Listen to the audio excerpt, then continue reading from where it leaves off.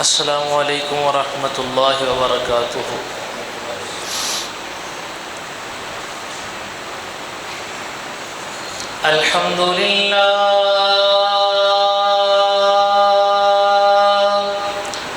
الحمد لله نحمده ونستعينه ونستغفره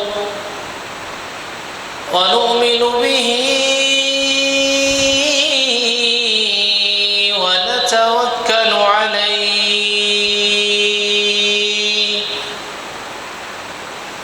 ونعوذ بالله من شرور أنفسنا ومن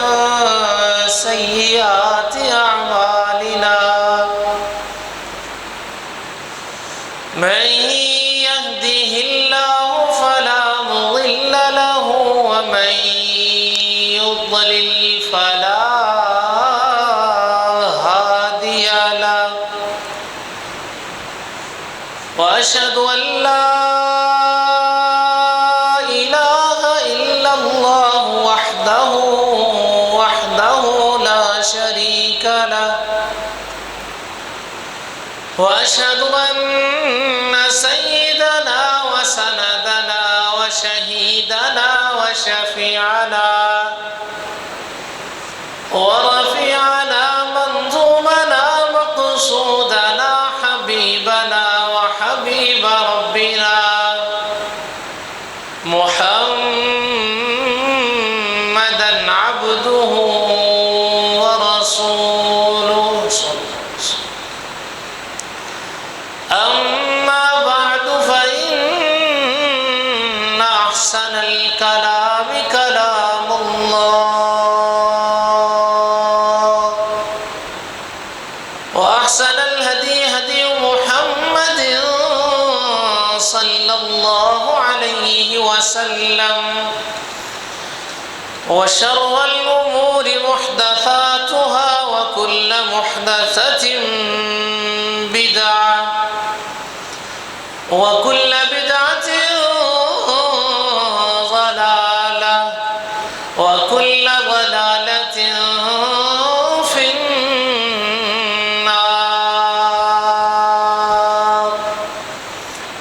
اللهم صل على محمد وعلى آل محمد كما صليت على إبراهيم وعلى آل إبراهيم إنك حميد مجيد. اللهم بارك على محمد وعلى آل محمد كما باركت على إبراهيم وعلى آل إبراهيم إنك حميد مجيد. رب اشرح لي صدري ويسر لي أمري واحلل عقدة من لساني يفقه قولي. رب زدني علما رب زدني عملا رب زدني فهما. ربي يسر ولا تعسر وتمم بالخير. أعوذ بالله السميع العليم من الشيطان الرجيم. بسم الله الرحمن الرحيم.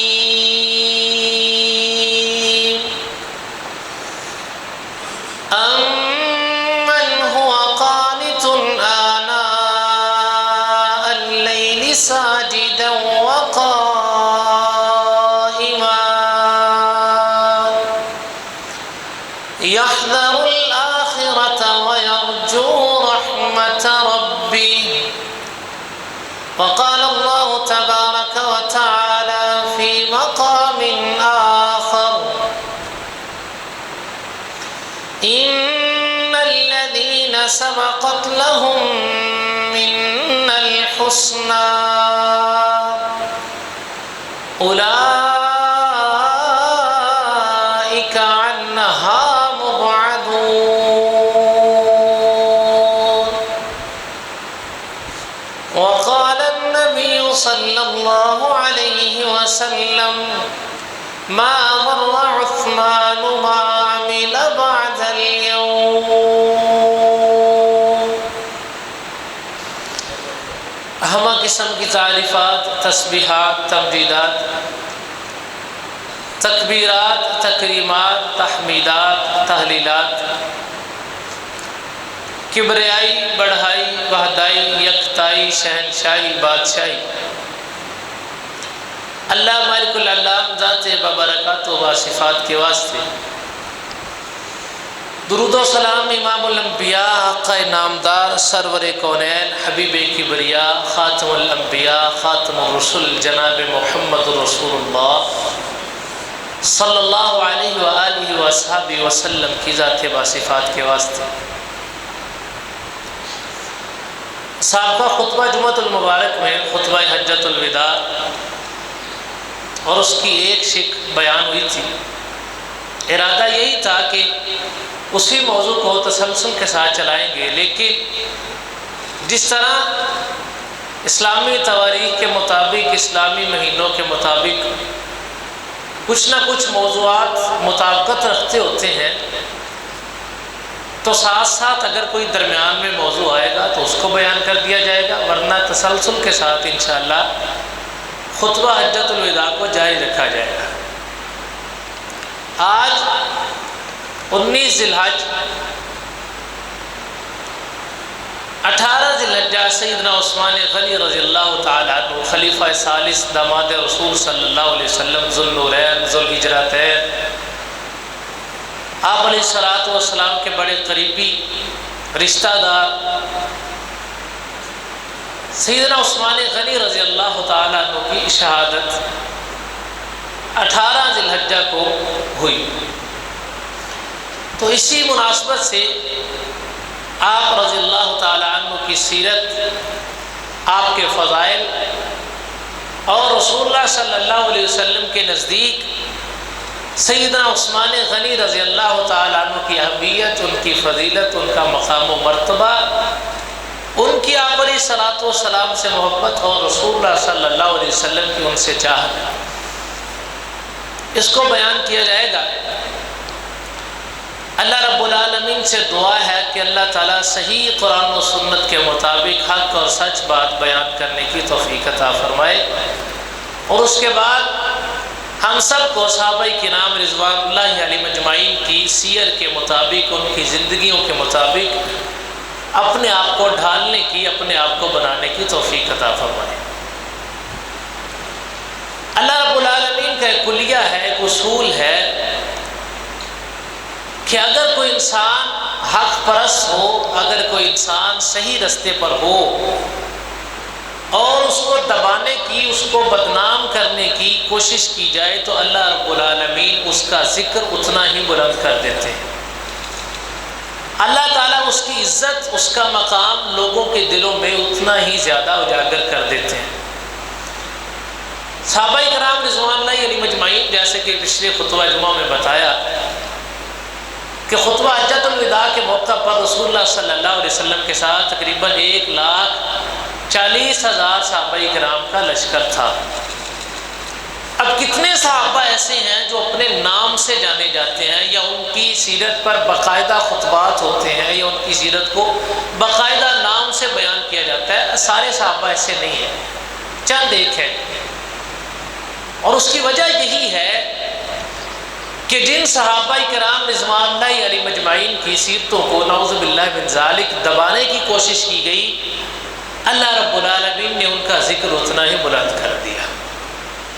سیدنا عثمان غنی رضی اللہ تعالی عنہ انہی صحابہ میں سے ایک صحابی ہیں. چونکہ رسول اللہ صلی اللہ علیہ وسلم کی بیٹیوں میں سے 2 بیٹیوں کا نکاح سیدنا عثمان غنی رضی اللہ تعالیٰ عنہ کے ساتھ ہوا۔ تاریخ انبیاء کے اندر، پورے انبیاء کی تاریخ کے اندر، جب سے جناب آدم علیہ السلام پیدا کیے گئے تب سے لے کر جناب محمد رسول اللہ صلی اللہ علیہ وسلم تک کوئی ایک آدمی بھی سیدنا عثمان غنی رضی اللہ تعالیٰ عنہ کے علاوہ نہیں ہے جن کے نکاح میں کسی نبی کی 2 بیٹیاں آئی ہیں۔ صرف امت محمدیہ میں نہیں، پوری تاریخ انبیاء میں ایک آدمی بھی سیدنا عثمان غنی رضی اللہ تعالیٰ عنہ کے علاوہ ایسا نہیں ہے جن کے نکاح میں کسی نبی کی 2 بیٹیاں آئی ہیں۔ ایک سیدہ رقیہ رضی اللہ تعالیٰ عنہ اور دوسری سیدہ ام کلثوم رضی اللہ تعالیٰ عنہ۔ اور پھر رسول اللہ صلی اللہ علیہ وسلم کی اپنی مرضی سے نہیں، آپ علیہ السلام نے ارشاد فرمایا ان اللہ اوحا الی ان ازوج کریمتی، مجھے اللہ رب العالمین کی طرف سے وحی کر کے حکم دیا گیا کہ میں اپنی 2 بیٹیوں کا نکاح سیدنا عثمان غنی رضی اللہ تعالیٰ عنہ کے ساتھ کر دوں۔ اس سے زیادہ فضیلت، اس سے زیادہ مقام، اس سے زیادہ مرتبہ اور کسی کا کیا ہی ہو سکتا ہے؟ اور پھر اتنا اعتماد، اتنی محبت، اتنا احترام سیدنا عثمان غنی رضی اللہ تعالیٰ عنہ کا رسول اللہ صلی اللہ علیہ وسلم کی نظر میں کہ ان کے نکاح میں آپ علیہ السلام کی بڑی بیٹی ہے سیدہ رقیہ رضی اللہ تعالیٰ۔ یہاں پہ ایک مسئلے کی نشاندہی کرتا جاؤں کہ 2 بہنیں اکٹھی ایک نکاح میں نہیں رہ سکتی، 2 بہنیں اکٹھے ایک آدمی کے نکاح میں جمع نہیں ہو سکتی۔ یہ سیدنا عثمان غنی رضی اللہ تعالیٰ عنہ کے نکاح میں یکے بعد دیگرے، ایک کے بعد دوسری بہن نکاح میں آئی ہیں، اکٹھی نکاح میں نہیں رہی ہیں۔ تو پہلے سیدہ رقیہ رضی اللہ تعالیٰ عنہ کا نکاح سیدنا عثمان غنی رضی اللہ تعالیٰ عنہ سے ہوا، اور ان کے ساتھ رسول اللہ صلی اللہ علیہ وسلم کو کتنی محبت ہے کہ جنگ بدر کا موقع ہے اور مسلمانوں کی کفار کے ساتھ پہلی بڑی لڑائی ہے جو طے کر کے لڑی جانی ہے، اور مسلمانوں کی تعداد بھی ان سے 1/3 ہے، ان کا 3 حصہ ہے، ہتھیار بھی ان کے جتنے نہیں ہیں، بندوں کی بھی ضرورت ہے، ہتھیاروں کی بھی ضرورت ہے، سواریوں کی بھی ضرورت ہے، لڑنے والے مجاہدین کی بھی ضرورت ہے۔ لیکن انہی دنوں میں سیدہ رقیہ رضی اللہ تعالی عنہ جو سیدنا عثمان غنی رضی اللہ تعالیٰ عنہ کے نکاح میں تھی، ان کی طبیعت خراب ہے۔ اب یہاں پہ بعض اوقات تصویر کا ایک رخ دکھایا جاتا ہے، ایک پہلو بیان کیا جاتا ہے۔ بلا شبہ، بلا شک رسول اللہ صلی اللہ علیہ وسلم کی ساری بیٹیوں میں سے سب سے زیادہ مقام و مرتبہ سیدہ فاطمہ رضی اللہ تعالیٰ عنہ کا ہی ہے، لیکن اس کو آڑ بناتے ہوئے، اس کو استعمال کرتے ہوئے آپ علیہ السلام کی دوسری بیٹیوں کی فضیلت کا بالکل انکار کر دینا، اور حتیٰ کہ ان کو رسول اللہ صلی اللہ علیہ وسلم کی بیٹیاں ماننے سے ہی انکار کر دینا، یہ دل کا بغض اور دماغ کی نفرت ہے، اس کے علاوہ اور کچھ نہیں ہے۔ اب سیدہ رقیہ عثمان غنی رضی اللہ تعالیٰ عنہ کے نکاح میں ہے، جنگ بدر کا موقع ہے، رسول اللہ صلی اللہ علیہ وسلم صحابہ کرام کو ترغیب دے رہے ہیں جہاد کی، سامان جنگ اکٹھا کیا جا رہا ہے، صحابہ کرام کو ٹریننگ دی جا رہی ہے اور ان کو اصول بتائے جا رہے ہیں، مجاہدین جمع کیے جا رہے ہیں، سامان جنگ اکٹھا کیا جا رہا ہے،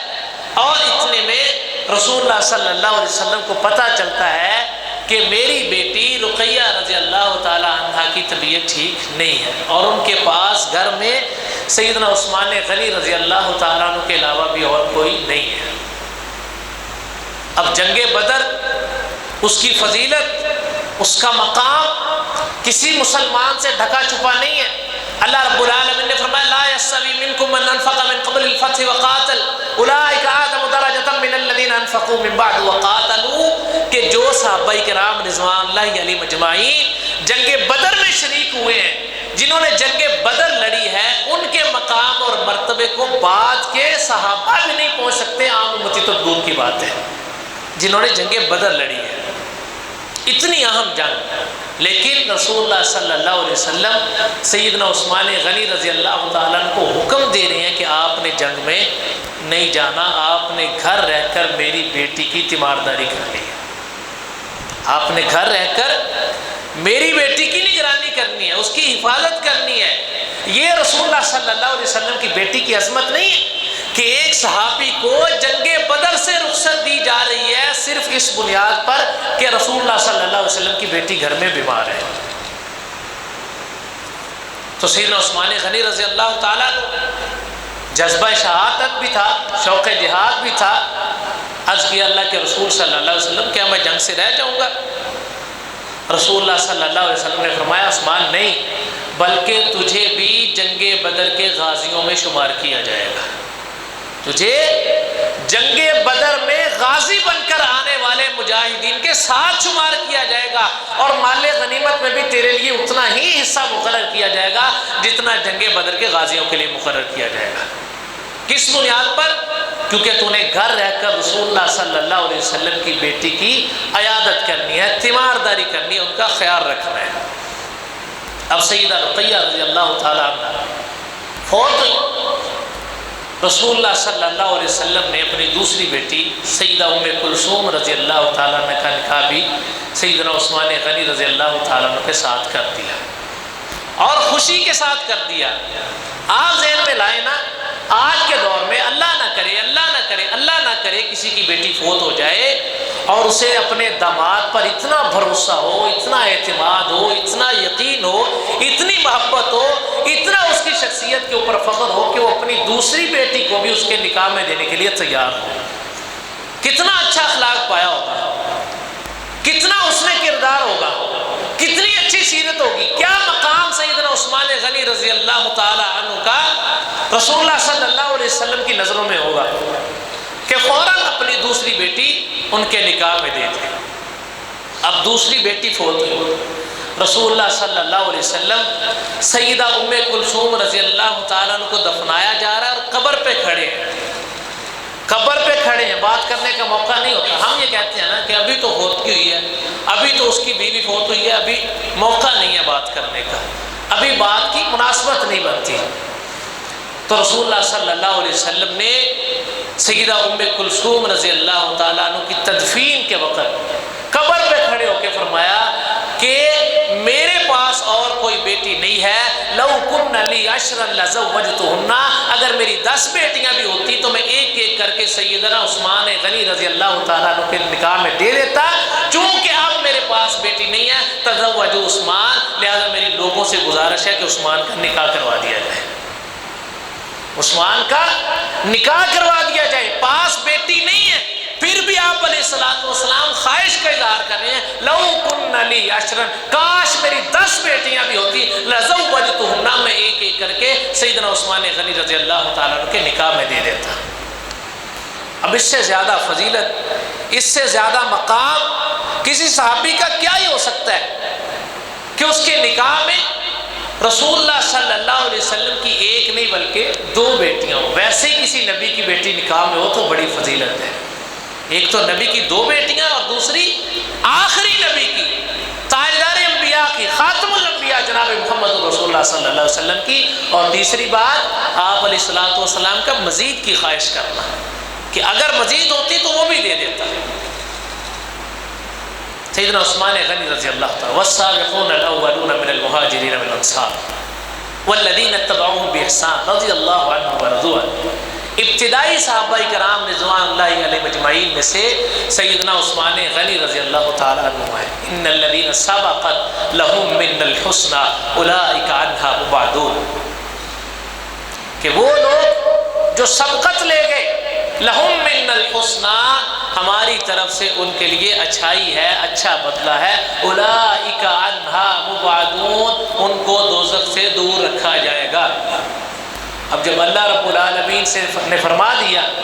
کہ جو صحابہ کرام رضوان اللہ علیہم اجمعین رسول اللہ صلی اللہ علیہ وسلم پر ایمان لے آئے، سبقت لے گئے، ان کو دوزخ سے دور رکھا جائے گا، اب اب اگر کوئی اپنی کالی زبان سے لاکھ جملے کستا رہے، لاکھ اعتراضات اٹھاتا رہے کہ سیدنا عثمان غنی رضی اللہ تعالیٰ عنہ کی یہ غلطی تھی، یہ کوتاہی تھی، یہ کیا وہ کیا، تاریخ کے اندر یہ ہے لقد رضی اللہ عن المؤمنین اذ یبایعونک تحت الشجرہ فعلم ما فی قلوبہم، جب اللہ رب العالمین کی طرف سے رضوان کا اعلان کر دیا جائے، جب اللہ کی طرف سے رضا کا اعلان کر دیا گیا، مور لگا دی گئی اور اس کے اوپر لقد کہا گیا۔ لقد عربی کے اندر قسمیہ معنی میں استعمال ہوتا ہے کہ تحقیق رضی اللہ عنہم، اللہ رب العالمین صحابہ کرام رضوان اللہ علیہم اجمعین سے راضی ہے۔ اب اگر کوئی لاکھ تاریخ کے اوراق اٹھا کے پھرتا رہے، وہ قرآن کے مقابلے میں ردی کی ٹوکری ہے، اس کے علاوہ کچھ نہیں ہے۔ یہ جو رضوان کی آیت میں لقد آیا ہے، اے مورخ تیری تاریخ کا رد آیا ہے۔ جب اللہ رب العالمین نے تصدیق فرما دی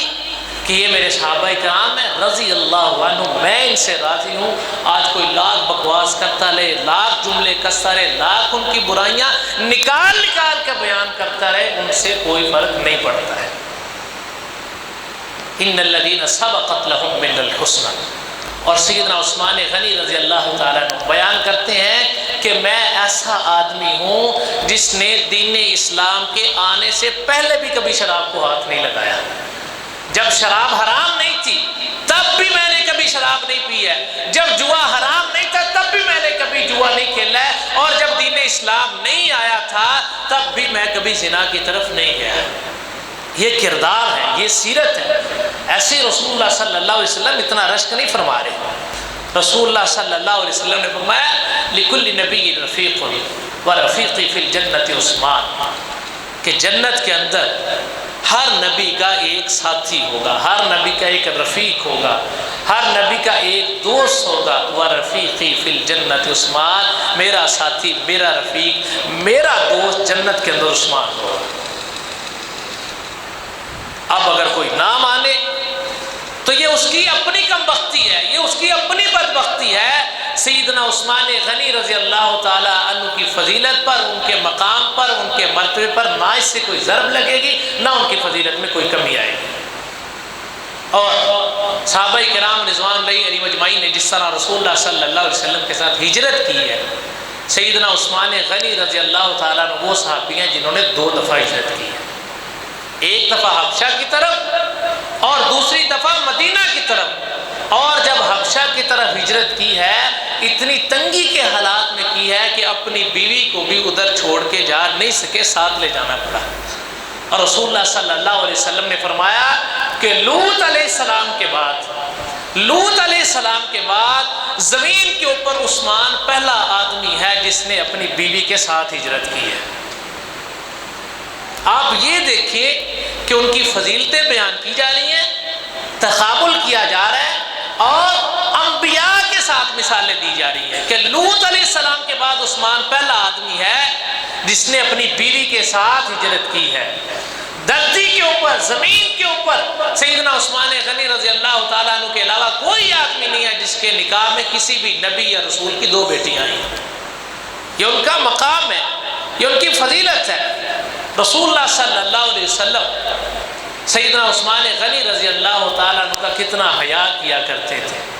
ان کا کتنا احترام کیا کرتے تھے۔ آپ علیہ الصلوۃ والسلام جو حیا کا پیکر ہیں، رسول اللہ صلی اللہ علیہ وسلم کے بارے میں آتا ہے کہ آپ علیہ الصلوۃ والسلام اتنے باحیا تھے، اتنے باوقار تھے، اتنی آپ علیہ الصلوۃ والسلام کے اندر حیا تھی جتنی نئی نویلی دلہن کے اندر بھی نہیں ہوتی، رسول اللہ صلی اللہ علیہ وسلم کے اندر اس سے بھی زیادہ حیا تھی۔ اس قدر باحیا نبی، اور وہ عثمان غنی رضی اللہ تعالیٰ عنہ کو حیا والا کہہ رہے ہیں۔ سیدہ عائشہ بیان کرتی ہیں کہ رسول اللہ صلی اللہ علیہ وسلم گھر کے اندر موجود تھے اور آپ کی پنڈلی مبارک سے کپڑا ہٹا ہوا تھا، پنڈلی مبارک سے کپڑا ہٹا ہوا تھا۔ دروازے پہ دستک ہوئی، سیدنا ابوبکر صدیق رضی اللہ تعالیٰ عنہ تشریف لائے۔ رسول اللہ صلی اللہ علیہ وسلم اپنی حالت پر برقرار رہے، اپنی حالت پر بیٹھے رہے اسی طرح۔ ابوبکر صدیق رضی اللہ تعالیٰ عنہ نے بات کی، بات کر کے واپس چلے گئے۔ تھوڑی دیر بعد جناب عمر فاروق رضی اللہ تعالیٰ عنہ تشریف لائے۔ آپ علیہ الصلوۃ والسلام اپنی حالت پر برقرار رہے، انہوں نے آ کے اپنا مسئلہ پیش کیا، بات کی، بات چیت کر کے واپس چلے گئے۔ پھر سیدنا عثمان غنی رضی اللہ تعالیٰ عنہ نے دروازے پر دستک دی۔ رسول اللہ صلی اللہ علیہ وسلم کو جب پتہ چلا کہ عثمان غنی رضی اللہ تعالیٰ عنہ آئے ہیں، آپ علیہ الصلوۃ والسلام سیدھے ہو کے بیٹھ گئے اور اپنی پنڈلی مبارک پہ کپڑا کر لیا۔ سیدہ عائشہ رضی اللہ تعالیٰ عنہ نے سوال کیا، اللہ کے نبی، اس سے پہلے میرے باپ ابو بکر صدیق رضی اللہ تعالیٰ عنہ آئے ہیں، عمر فاروق رضی اللہ تعالیٰ عنہ آئے ہیں، آپ اپنی حالت پر برقرار رہے ہیں، عثمان کا اتنا حیا کیوں؟ رسول اللہ صلی اللہ علیہ وسلم نے فرمایا، عائشہ میں اس بندے کا حیا کیوں نہ کروں جس کا حیا اللہ کے فرشتے بھی کرتے ہیں، جس کا حیا اللہ کے فرشتے بھی کرتے ہیں، میں اس بندے کا حیا کیوں نہ کروں؟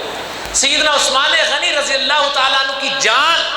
ان کا خون اور ان کا احترام رسول اللہ صلی اللہ علیہ وسلم کے نزدیک کتنی قدر والا تھا اور کتنی منزلت والا تھا۔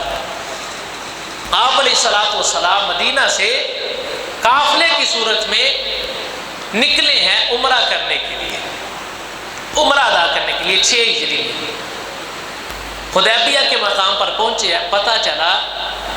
کہ مکہ والوں نے مسلمانوں کو عمرہ کرنے کی اجازت نہیں دی، مکہ والوں نے مسلمانوں کو عمرہ کرنے کی اجازت نہیں دی ہے۔ اب سیدنا عثمان غنی رضی اللہ تعالیٰ عنہ سفیر اسلام ہے، کاروباری آدمی ہے، تاجر آدمی ہے، تجارت کی بنیاد پر تعلقات ہیں دونوں علاقوں میں، تو رسول اللہ صلی اللہ علیہ وسلم نے سیدنا عثمان غنی رضی اللہ تعالیٰ عنہ کو بھیجا کہ آپ مکہ میں جائیں اور حالات معلوم کریں کہ کیا عمرہ ادا کرنے کے لیے حالات سازگار ہے یا نہیں ہے۔ سیدنا عثمان غنی رضی اللہ تعالیٰ عنہ مکہ میں گئے، مکہ والوں نے کہا کہ عثمان آپ تاجر آدمی ہیں، آپ کے ساتھ ہمارے تجارتی تعلقات ہیں، ان تعلقات کا پاس رکھتے ہوئے، ان کا لحاظ کرتے ہوئے آپ کو اجازت ہے کہ آپ عمرہ کر لیں، لیکن مسلمانوں کے قافلے کو یا رسول اللہ صلی اللہ علیہ وسلم کو عمرہ کرنے کی اجازت نہیں ہے۔ تو سیدنا عثمان غنی رضی اللہ تعالیٰ عنہ فرمانے لگے کہ مجھے ایسے عمرہ کی ضرورت نہیں ہے جس کے اندر مجھے اپنے حبیب کا ساتھ نہ میسر ہو، جس کے اندر آقا میرے حبیب علیہ الصلوۃ والسلام میرے ساتھ شریک نہ ہو، مجھے ایسے عمرہ کی ضرورت نہیں ہے، نہ مجھے اکیلے عمرہ کرنا ہے۔ بات چیت چل رہی ہے، کسی شریر نے افواہ پھیلائی کہ سیدنا عثمان غنی رضی اللہ تعالیٰ عنہ کو شہید کر دیا گیا ہے۔ مسلمان حدیبیہ کے مقام پر ٹھہرے ہوئے، رسول اللہ صلی اللہ علیہ وسلم کو اطلاع پہنچی ہے، افواہ ہے، یقینی خبر نہیں ہے،